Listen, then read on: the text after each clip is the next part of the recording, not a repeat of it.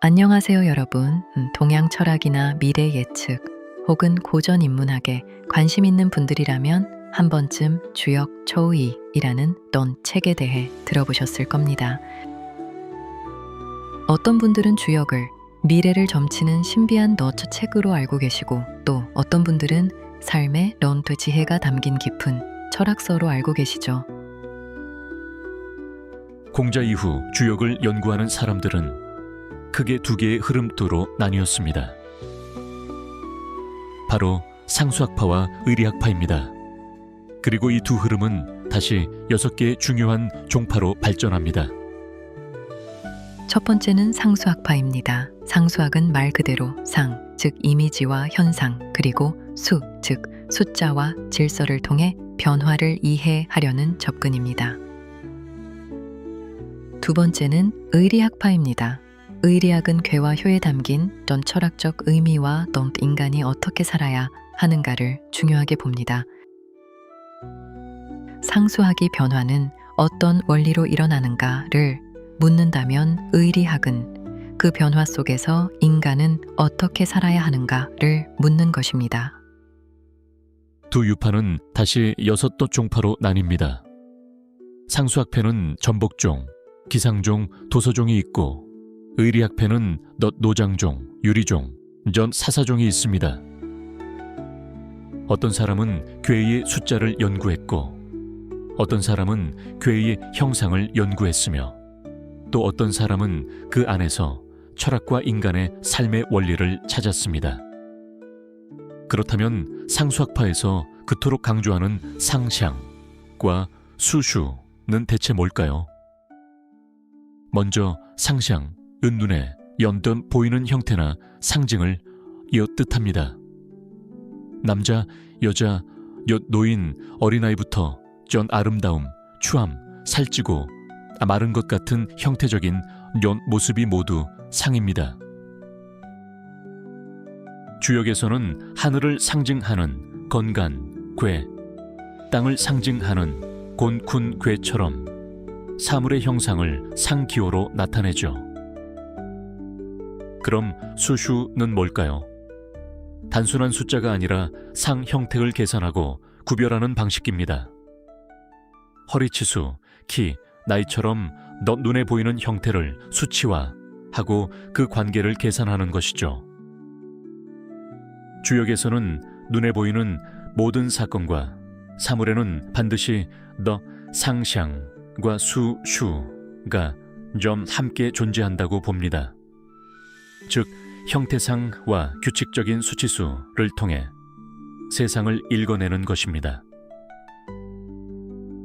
상수학파 사람들은 이 과의 우르르의 형상과 수의 변화를 철저히 계산하고 연구하면 길한 일과 흉한 일, 즉 미래의 운명을 정밀하게 판별할 수 있다고 보았습니다.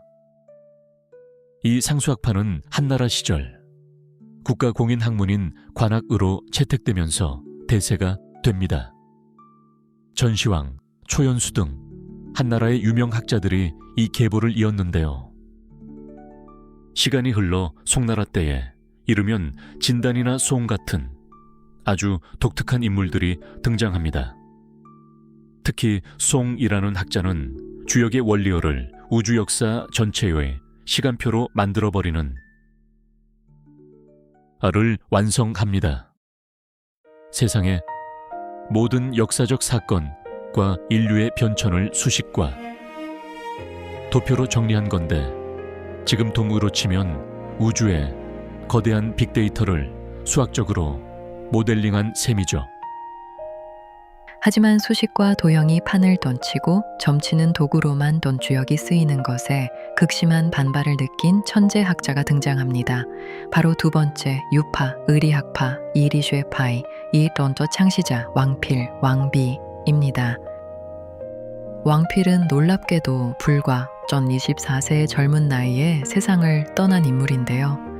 그 짧은 생애 동안 주역해 석패러다임을 빗뿌리째 흔들어 놓았습니다. 의리학파의 핵심은 의미와 이치입니다. 왕필은 이렇게 주장했습니다. 복잡한 복서 점술나 복잡한 도식, 기괴한 수리, 계산은 다 껍데기일 뿐이다. 중요한 것은 주역의 괴사와 효사가 담고 있는 철학적 의미와 인생의 이치다.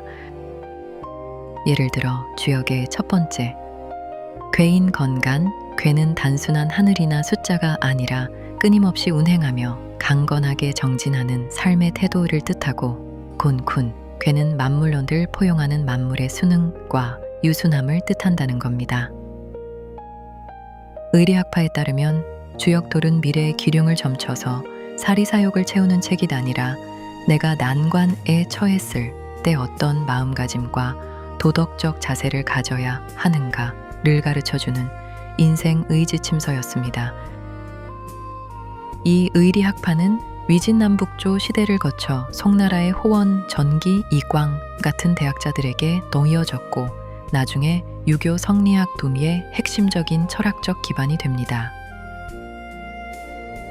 의리학적 관점에서 보면 주역의 핵심은 무슨 일이 일어날 것인가 보다 이 상황에서 나는 어떻게 행동해야 하는가에 있습니다. 예를 들어 사업이 어려워졌다고 생각해 보겠습니다. 점술적 질문은 이렇습니다. 사업이 다시 좋아질까요? 하지만 의리학적 질문 툴은 달라집니다. 지금은 전진해야 하는 시기인가? 물러나야 하는 시기인가? 무엇을 버리고 무엇을 지켜야 하는가? 주역의 64과에는 인간이 만날 수 있는 수많은 상황을 상징하고 각 효는 그 상황 속에서도 위치와 때에 따라 행동깃이 달라져야 한다고 이야기합니다. 그래서 주역에서 중요한 개념 가운데 하나가 바로 때, 셔치, 즉 시입니다. 좋은 행동도 때가 맞지 않으면 실패할 수 있고 물러남도 때에 따라서는 가장 현명한 선택이 될 수 있습니다. 그렇다면 궁금해집니다. 상수학파와 의리학파 덕트 가운데 어느 쪽이 진짜 주역일까요? 사실 둘을 완전히 떼어놓기는 어렵습니다. 주역에는 처음부터 괴상과 숫자가 존재했고 동시에 그 괴를 해석하는 말과 의미가 존재했습니다. 상수가 변화의 구조를 바라본다면 의리는 그 변화 속에서 넌 인간이 취해야 할 태도를 묻습니다. 현대적으로 표현하면 이렇게 더 볼 수도 있습니다. 상수는 패턴을 읽는 것이고 의리는 판단의 원칙을 찾는 것입니다. 이것은 오늘날에도 너무 흥미로운 의미를 갖습니다. AI와 빅데이터는 수많은 데이터를 분석해 더 패턴을 발견합니다. 그러나 데이터가 당신은 반드시 이렇게 살아야 한다고 결정해 주지는 않습니다. 데이터를 보고 마지막 덤 결정을 내리는 것은 결국 인간입니다. 어쩌면 2000년 전 주역의 두 흐름이 던진 질문과 넌 놀랍도록 비슷합니다. 그래서 주역이 우리에게 던지는 가장 중요한 질문은 어쩌면 이것입니다.